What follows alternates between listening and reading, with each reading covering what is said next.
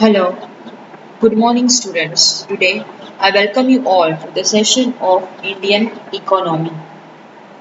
In last chapter we had completed, in last lecture we had completed with unit number 2, chapter number 2, that is national income and per capita income.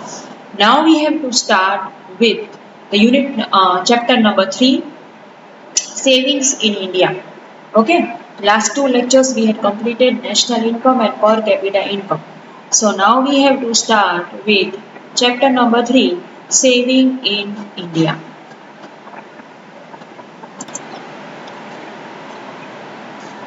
So let us start with the chapter savings in India. Okay, this is the part of unit number 2. We are going to study 4 topics under it: saving as indicator of growth, trends of domestic saving in India, coordination of saving and business environment, and measures for raising saving rate. Saving as indicator of growth. In economics, saving is defined as the excess of income over consumption. In other words, saving is the part of income which is not spent on consumption. સૌથી પહેલા normal લેંગ્વેજમાં saving એટલે શું?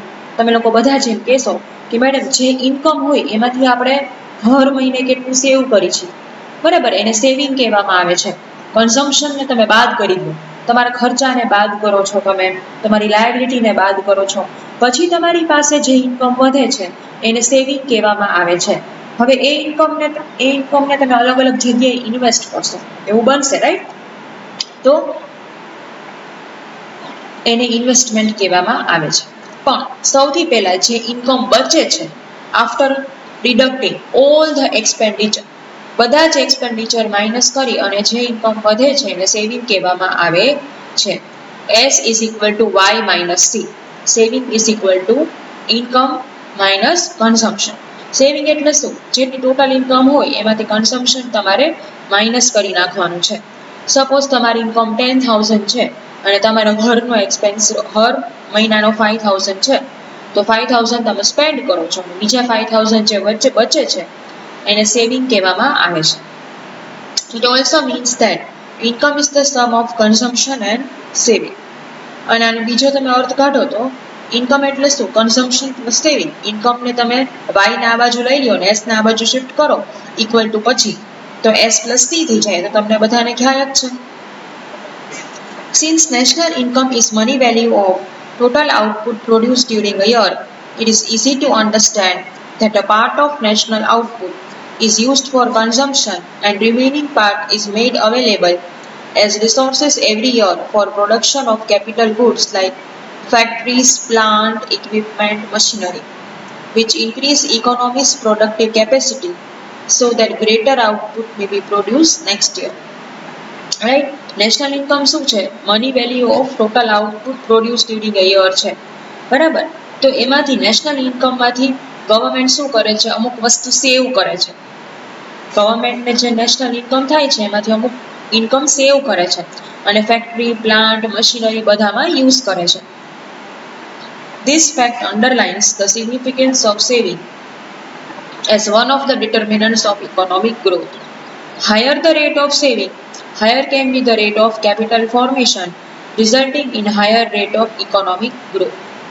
જેટલું વધારે saving થાય એટલું capital formation વધારે થશે. કેપિટલ ફોર્મેશન એટલે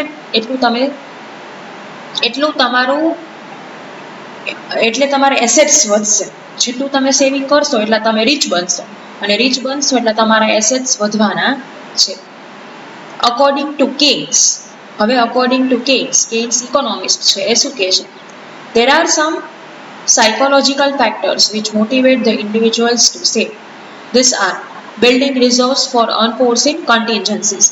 ઘણીવાર ગમે ત્યારે કન્ટિન્જન્સી આવી શકે છે, મુસીબત આવી શકે છે. તો સેવિંગ શું કામ કરવું જોઈએ? તમારા મધર ફાધરને તમે પૂછશો તો એ પણ તમને આવા જ રીઝન કહેશે.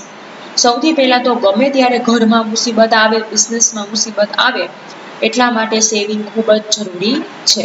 Next, provision for future anticipated needs. ફ્યુચરમાં તમને ક્યારે બી ગમે ત્યારે ગમે તે વસ્તુની જરૂર પડી શકે છે જે તમને ખબર નથી. Next, desire to improve living standard in future. Right? કે લિવિંગ સ્ટાન્ડર્ડ ફ્યુચરમાં તમારે ઇમ્પ્રૂવ કરવાની ડિઝાયર છે. તમે એમ વિચારો છો મારે મોટો બંગલો લેવો છે, મારે મોટું આમ કરવું છે, તેમ કરવું છે, એના માટે. Two enjoy a sense of independence, તમારે ઇન્ડિપેન્ડન્ટ બનવું છે. જો તમે આજે સેવ કર્યું હશે તો કાલે સવારે તમારે કોઈ આગળ હાથ લાંબો કરવો પડશે નહીં. The power to do things, power હોય ને થિંગ્સ, વસ્તુઓ કરવાના. ટુ કેરી આઉટ બિઝનેસ પ્રોજેક્ટને કેરી આઉટ કરવા માટે. ટુ બીક વિથ અ ફોર્ચ્યુન, રાઈટ. બીક વિથ અ ફોર્ચ્યુન એટલે તમારે આમ ધનવાન બનવું છે ને તમારે આમ રીચ બનવું છે ને આમ તમારા આમ એમ થવું છે નસીબદાર મારે બનવું છે આટલા બધા પૈસા કમાઈને, તો એ તમે કરી શકો છો. To make provisions for replacement and maintenance of machine, મશીનને તમે રિપ્લેસ અને મેન્ટેનન્સ કરાવી શકો છો. ગમે ત્યારે મશીનને રિપ્લેસ કરી શકો છો તમારી ફેક્ટરીમાં, અને એના મેન્ટેનન્સ માટે પણ તમે એક્સપેન્ડિચર કરી શકો છો. Next, second, trends of domestic saving in India. હવે સેકન્ડ ટોપિક છે ટ્રેન્ડ્સ, રાઈટ. આમાં ઓબ્વિયસલી કે ફિગર આવવાના છે. There are several sources of domestic saving, but for convenience, they are broadly divided into public sector and private sector. બરાબર. અને the household sector includes individuals, non-government, non-corporate entities, agriculture, trade and industry, and non-profit organizations like trust, charitable and religious institutions.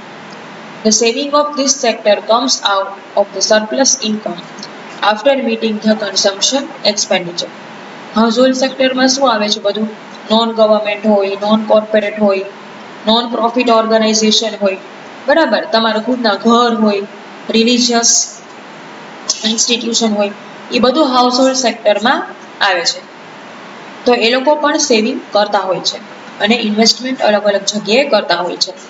Household undertake saving in the form of financial savings such as currency, bank deposits, share, debentures, life insurance and provident funds. Physical saving is in the form of land, building and equipments. Physical saving કેવી રીતે થાય? Land, building અને ઇક્વિપમેન્ટના ફોર્મમાં થાય છે, right. Household લોકો ક્યાં saving કરે છે? તમારી પાસે પૈસા હોય તો તમે એનાથી કરન્સી, કેશ એમને રાખો છો, ઓરલ્સ બેંકમાં ડિપોઝિટ કરો છો, ઓરલ્સ શેર્સ, ડિબેન્ચરમાં, લાઈફ ઇન્સ્યોરન્સમાં ક્યાંય બી તમે ડિપોઝિટ કરો છો. The private sector includes non-government, corporate sector and cooperative sector. Its savings constitute retained profits arrived after meeting all expenses of business, including dividends distributed and corporate tax to the government. Private સેક્ટરમાં શું આવે? Non government, corporate sector આવે, cooperative sector આવે છે, બરાબર. Savings include કરે છે, રિટેન્ડ profit include કરે છે, જે પ્રોફિટ થયો ઇન્ક્લુડ કરે છે. અને તમે શું કરો છો કે બધા એક્સપેન્સીસ ગવર્મેન્ટ બાદ કરી નાખે છે, કોઈ ઓરલ્સ કોઈ બી કોર્પોરેટ સેક્ટર બાદ કરે છે. ડિવિડન્ડ હોય, કોર્પોરેટ ટેક્સ હોય, બધા બાદ કરી અને પછી જે વધે છે સેવિંગ, બરાબર, ઈ આઈધર તો બિઝનેસમાં સેવ કરે છે, આઈધર તો બેંકમાં કે ઇન્વેસ્ટમેન્ટમાં કે અલગ અલગ ફોર્મમાં સેવ કરે છે.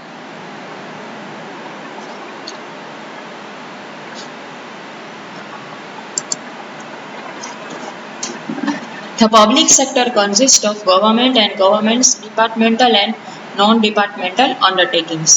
The saving of this sector comes from the excess of current revenue over current expenditure of the government and from the profits of the undertakings. Public sector શું consist કરે છે? Government departmental અને non-departmental undertaking, right? Excess of current revenue over current expenditure. Current expenditure કરતા તમારો revenue જ્યારે વધારે હોય ત્યારે તમે સેવિંગ કરી શકો છો. The estimates of domestic savings are prepared by CSO, એટલે સેન્ટ્રલ સ્ટેટિસ્ટિકલ ઓર્ગેનાઇઝેશન જ બધું પ્રિપેર એસ્ટિમેટ્સ કરે છે. Though the saving rate has risen in response to increase in income during period of planning, it remained far below the required rate for a long period. It was just 23.5% of GDP in the last year of the ninth plan, that is 2001-2. Saving rate શું થઈ છે? Rise થઈ છે.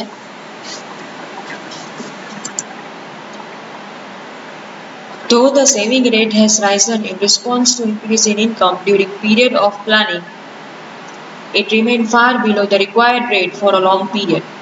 It was just 23.5% of GDP in last year of ninth plan, that is 2001-2. Right? Saving rate rise થઈ છે because of income.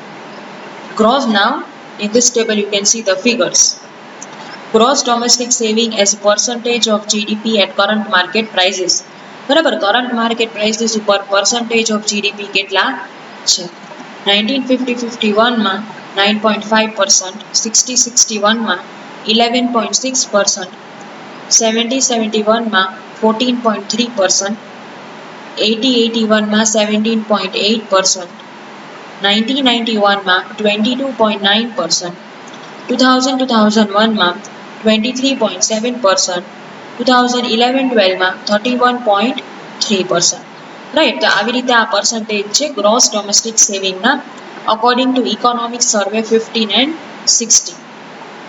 However, the CSO estimates have revealed a dramatic increase in India's domestic saving rate since 2002-3. CSO estimate શું reveal કર્યું છે? Dramatic increase note કર્યું છે. Gross domestic saving as a percentage of GDP, જીડીપીના percentage તરીકે gross domestic saving 2001 year wise છે.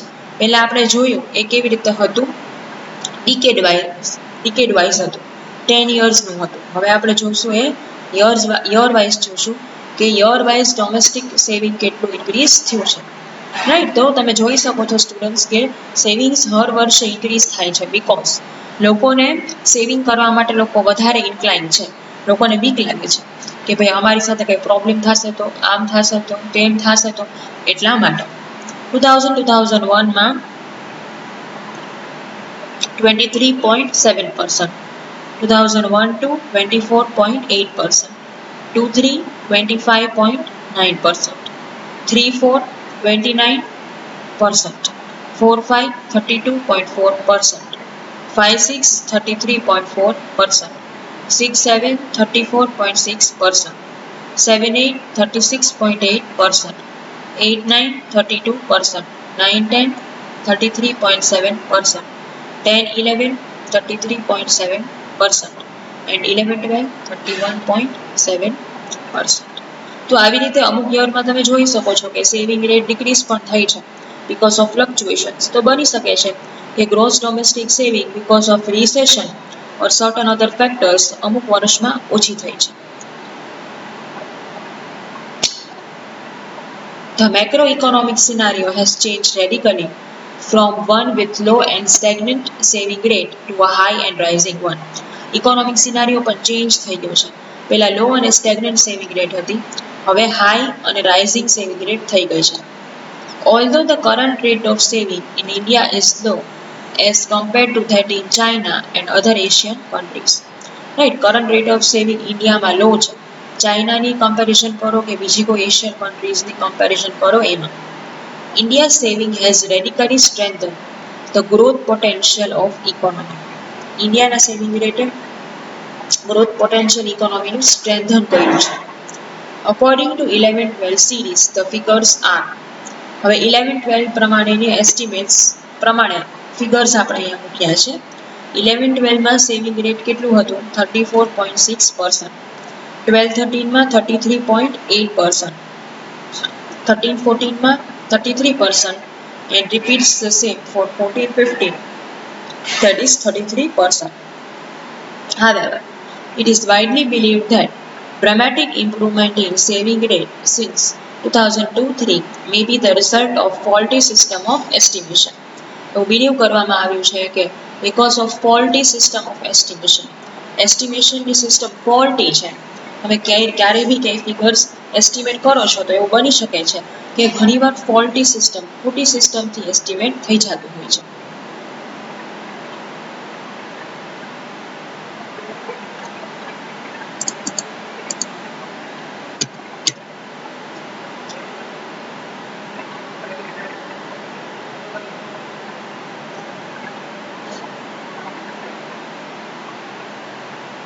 Okay.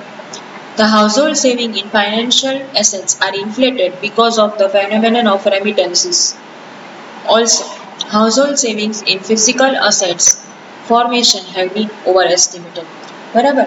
હવે શું કહે છે, હાઉસહોલ્ડ સેવિંગ આપણે ઓવર એસ્ટિમેટ કર્યા છે. આટલું બધું ઘણા હાઉસહોલ્ડ સેવ ન પણ કરતા હોય, રાઈટ. ફાઇનાન્શિયલ અસેટ્સ આપણે ઇન્ફ્લેશનમાં ઇન્ફ્લેટેડ ફિગર્સ છે, એટલે વધારે પડતા ફિગર્સ બતાવવામાં આવ્યા છે.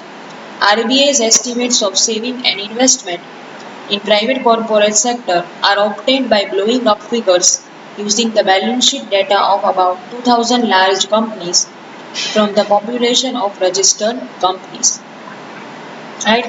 RBI નું estimate છે સેવિંગ અને ઇન્વેસ્ટમેન્ટ પ્રાઇવેટ કોર્પોરેટ સેક્ટરમાં ઓબ્ટેન કરવાનું, અને આ ફિગર્સ બધા ખાલી 2000 લાર્જ કંપનીઝના જ છે કે જે રજિસ્ટર્ડ કંપનીઝ છે. બરાબર. This is because exact number of registered companies is not known, and most of the registered companies do not submit their audited annual accounts to the registrar of companies.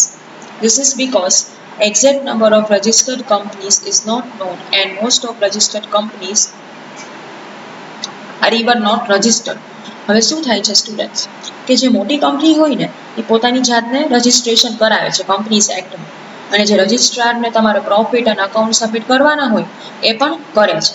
પણ બાકી બધી જે નાની company છે એ unregistered open થઈ છે, right. અને એ લોકો રજિસ્ટ્રાર પાસે પોતાનો પ્રોફિટ નોટ કરાવવા જતા પણ નથી. એટલે હવે આમાં પ્રોબ્લેમ શું થાય છે કે જે નાની કંપની અનરજિસ્ટર્ડ છે એ લોકોનો પ્રોફિટ વધ્યો કે નહીં આપણને ખબર જ નથી. જે ખાલી રજિસ્ટર્ડ અને મોટી કંપની છે એના બેઝિસ ઉપર જ આ બધું નિર્ભર છે, આખું પ્રોફિટ નિર્ભર છે. તો આખું એસ્ટિમેશન અને પર્સન્ટેજ નિર્ભર છે, તો એસ્ટિમેશન પણ બરાબર કહેવાય નહીં. Analyzing the major components of gross domestic saving in India, it should be noted that most of the saving is done in the household sector, contrary to the Western countries where major saving is done in private sector. આ બધું જ તમે analyse કરો, તમે જોઈ શકો છો કે ઇન્ડિયામાં હાઉસહોલ્ડ સેક્ટર બરાબર વધારે સેવ કરે છે, અને ફોરેનમાં કોર્પોરેટ સેક્ટર વધારે સેવ કરે છે.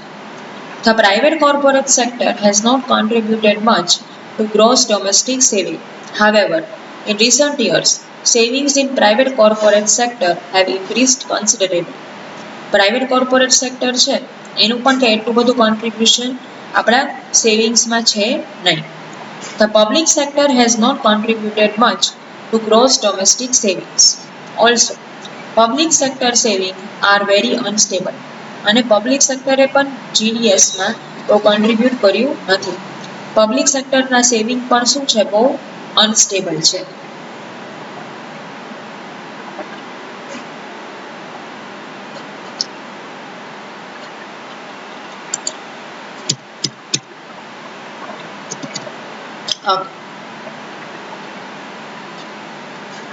Gross domestic saving as percentage of GDP. Year આપેલા છે 1950, 51, 2000, 2001, 2010, 11 and 14, 15. હાઉસહોલ્ડ સેક્ટરમાં 6.5%, 21.3%, 23.1% અને 19.1% રિસ્પેક્ટિવલી. હાઉસહોલ્ડ સેક્ટર આટલું સેવિંગ કર્યું છે. દેન પ્રાઇવેટ કોર્પોરેટ સેક્ટરે 0.9%, 3.7%, 8% and 12.7%. પબ્લિક સેક્ટરે શું કર્યું છે, 2.1%, -1.3%, 2.6% and 1.2%. ટોટલ આપેલો છે આપણને 9.5%, 23.7%, 10-11માં 33.7% and 14-15માં 33%. ટોટલ આપણું ઇન્ડિયાનું સેવિંગ આટલું જ હતું 14-15માં. This is according to Economic Survey 15 and 16. હાઉસહોલ્ડનું પ્લસ કરો, પ્રાઇવેટનું પ્લસ કરો અને પબ્લિકનું પ્લસ કરો ત્યારે આટલો ટોટલ પહોંચે છે. According to CSO estimates, gross domestic savings as a ratio of GDP at current market prices declined from 33.7% in 10-11 to 33% in 14-15. CSO પ્રમાણે તમે જુઓ તો ગ્રોસ ડોમેસ્ટિક સેવિંગ છે ડિક્લાઇન થયું છે, right. This decline is mainly due to reduction in private savings, especially household sector, financial assets, and somewhat due to reduction in public sector. 10-11 કરતાં 14-15 માં એટલા માટે ઓછું સેવિંગ છે કેમ કે હાઉસહોલ્ડ સેક્ટર હોય, ફાઇનાન્શિયલ સેક્ટર હોય, એ બધામાં ઓછું સેવિંગ થયું છે. In household sector, financial saving rate declined, partly because of inflationary rise in prices and partly because of reduction in rate of saving. Household sector માં financial saving rate decline થયું છે because prices માં બહુ જ inflation છે. થોડુંક એ reason છે, થોડુંક એ રીઝન છે કે રિયલ રેટ ઓફ ઇન્ટરેસ્ટમાં પણ રિડક્શન છે. રેટ ઓફ ઇન્ટરેસ્ટ પણ બધાને ઓછા મળે છે એટલે સેવિંગ પણ ઓછું થાય છે. So students, this is all for today. આજે આપણે 2 ટોપિક સ્ટડી કર્યા છે, બરાબર. સેવિંગનો meaning in detail and trends of domestic saving in India. હવે આ ચેપ્ટરમાં આપણે બીજા 2 ટોપિક બાકી છે, right. Correlation of income and savings and measures for raising saving rate. તો એ આપણે સ્ટડી હવે નેક્સ્ટ લેક્ચરમાં કરશું. ઓકે સ્ટુડન્ટ્સ, સો આ ચેપ્ટર નંબર 3 આપણે સ્ટડી કર્યું and that we will continue in next lecture also. Till then, take care and thank you.